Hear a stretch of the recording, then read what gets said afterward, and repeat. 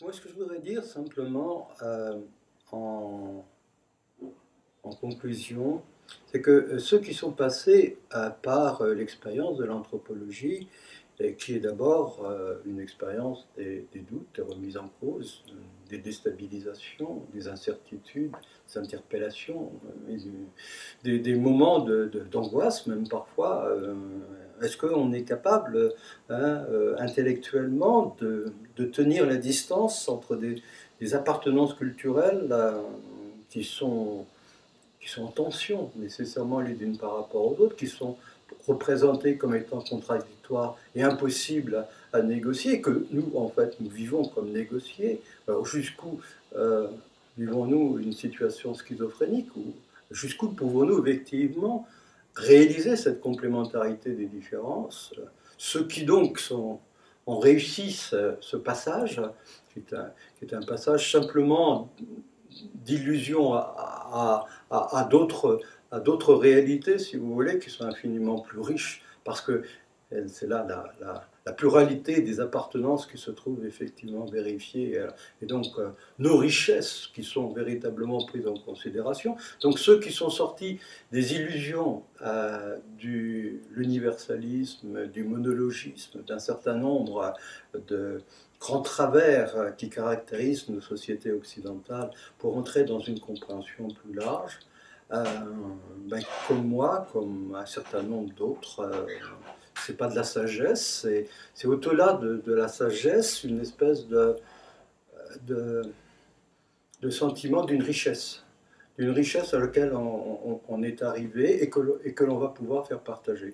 Et donc, mon plaisir actuellement, c'est d'aller rencontrer les étudiants et en 1 heure, 2 heures, les sortir de leur gang, faire ces petites fêlures dans leur système de référence qui vont leur permettre de comprendre que derrière les illusions, il y a quelque chose, il y a une quête dans laquelle ils peuvent partir et qui va les amener à quoi? À être eux-mêmes, à se découvrir eux-mêmes. C'est ça la grande richesse de la démarche, une démarche anthropologique, quel est le droit ou d'autres supports, c'est reconnaître à travers autrui ce que l'on est soi-même, l'ensemble des richesses dont on dispose pour être en commerce avec tous les autres. Et c'est là, si vous voulez, où je me sens tout à fait contemporain de ce qui se passe, parce que je vois bien combien autour de nous ces expériences-là sont mal perçues, difficiles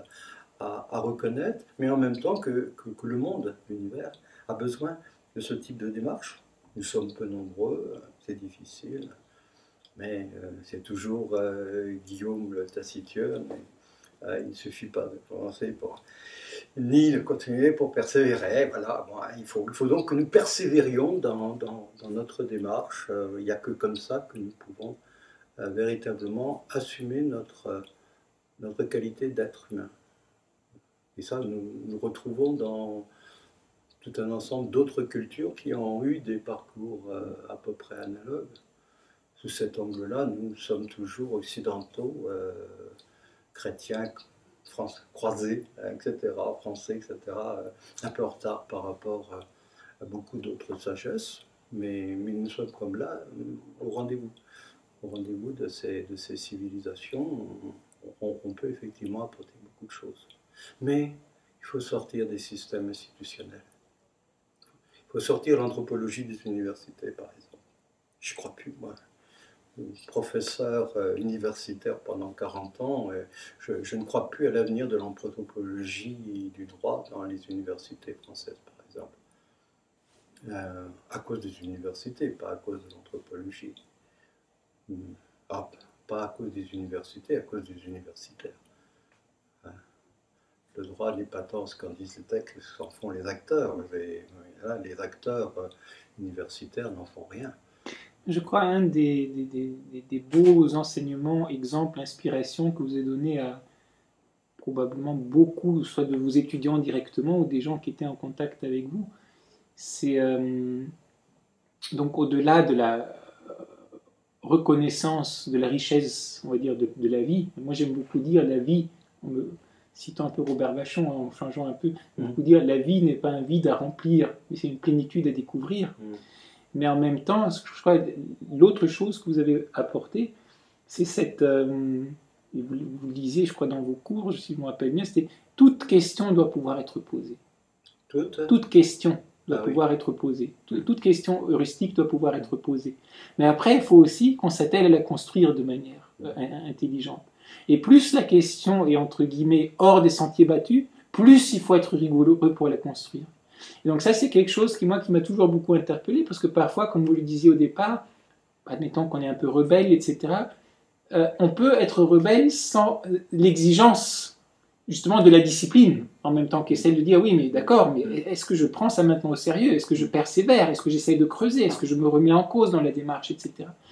Mais donc, au-delà de la démarche scientifique, au sens uniquement scientifique, donc même au niveau existentiel personnel, je trouve que ça, c'est un des enseignements, enfin, peut-être pour moi, les plus profonds, qui est de dire, oui, découvrir tout ça, mais en même temps, l'assumer aussi, donc avec tout le travail que ça va impliquer, tous ces désarmements. Bon, moi, j'ai parlé en termes de désarmement culturel, mais tous ces désarmements, qu'est-ce que ça nous oblige à faire, individuels, collectifs?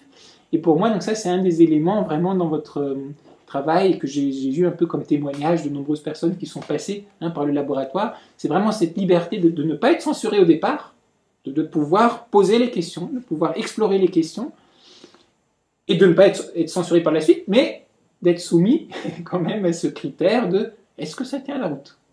Est-ce que c'est construit de manière solide? Oui, et d'accepter de n'avoir que des réponses très partielles qui se façonnent, et qui se développent dans le temps et qui deviennent de plus en plus... cette question du droit et de la juridicité, elle est dans mon interrogation de mes 18 ans. Et je commence maintenant, à 71 ans, à trouver des réponses qui me paraissent mieux tenir la route. Mais j'hésite encore à écrire le bouquin que je commence à avoir en tête, parce que je ne sais pas si c'est pas encore un peu tôt d'écrire ce bouquin qui va effectivement forcément formaliser et proposer des limites, des lignes en tout cas, mais parfois des limites, des frontières qui sont à ce moment-là un choix qu'assume le chercheur, mais l'anthropologue dit non, c'est encore plus compliqué, plus riche. Il y a tellement plus de potentialités que de toute façon il faudrait plusieurs réincarnations pour réussir à y arriver. Vous en savez quelque chose?